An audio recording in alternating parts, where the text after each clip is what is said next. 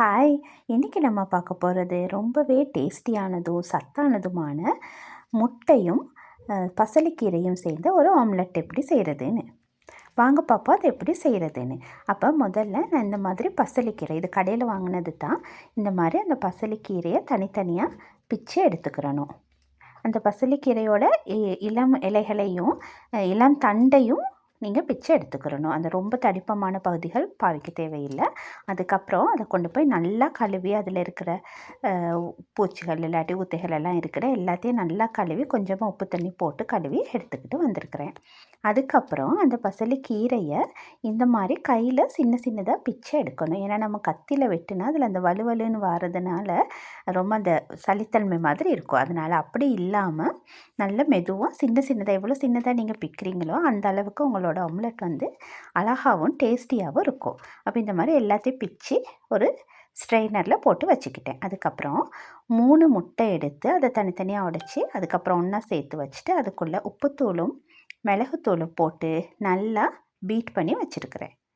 இந்த ஸ்நாக் வந்து ஈவினிங்கில் குழந்தைங்க சும்மா கடையில் ஏதாவது வாங்கி கொடுக்குறத விட இப்படி செஞ்சு கொடுத்தா ரொம்ப டேஸ்டியாகவும் இருக்கும், சத்தாகவும் இருக்கும்.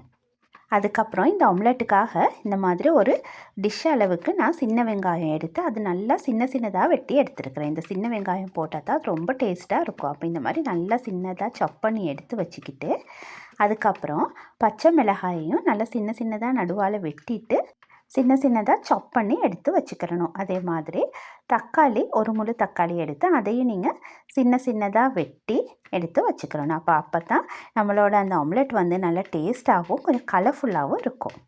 இந்த ஆம்லெட்டை செய்கிறதுக்கு கிட்டத்தட்ட ஒரு 3 நிமிஷமே தாராளமாக போதுமானது. பாருங்கள், இந்த மாதிரி தக்காளியெல்லாம் நல்லா வெட்டி எடுத்து வச்சுக்கிறணும். இந்த ஆம்லெட் வந்து ரொம்பவே சத்துள்ளது. பசலைக்கீரையில் நிறைய இரும்பு சத்து இருக்குது, மற்ற மினரல்ஸும் நிறையவே இருக்குது. அதே மாதிரி முட்டையில் புரதம் இருக்குது, எல்லா சத்துக்களும் இருக்கிறனால இந்த ஆம்லெட் வந்து ரொம்பவே சத்தான ஒரு உணவாக இருக்கும். அதுக்கப்புறம் பேன் ஒன்று அடுப்பில் வச்சு சூடானதும் அதுக்குள்ளே எண்ணெய் கொஞ்சம் விட்டுட்டு நம்ம வெட்டி வச்சுருக்கிற சின்ன வெங்காயத்தை போட்டு நல்லா வதக்கணும். பாருங்கள், இந்த அளவுக்கு வதங்கி வார நேரம் நம்ம ஏற்கனவே வெட்டி வச்சுருக்கிற பச்சை மிளகாயை அதுக்குள்ளே போட்டு அதையும் தாளிக்கணும். அதோடு சேர்த்து வெட்டி வச்சுருக்கிற தக்காளியையும் சேர்த்து நல்லா வதக்கணும். அதாவது ரொம்ப நல்லா வதங்க தேவையில்லை, ஒரு அளவுக்கு வெந்து வர நேரம் நம்ம பிச்சு வச்சுருக்கிற பசலைக்கீரையையும் அதுக்குள்ளே சேர்த்துக்கிறணும். பாருங்கள், இந்த அளவில் பசலைக்கீரை நான் சேர்த்துக்கிட்டேன் இன்றைக்கி. இது எல்லாத்தையுமே கொஞ்சம் நல்லா அடுப்பை வந்து மீடியம் ஃப்ளேமில் வச்சு மெதுவாக தாளித்து எடுக்கணும். கொஞ்சமாக வதங்கி வர நேரம் அதுக்குள்ளே தேவையான அளவு உப்பு சேர்த்துக்கிறணும். இப்போ இதுக்கு வந்து கொஞ்சமாக உப்பு சேர்த்துக்கிட்டால் போதும், ஏன்னா நம்ம முட்டையில் வேறையாக உப்பு சேர்த்துருக்கிறதுனால.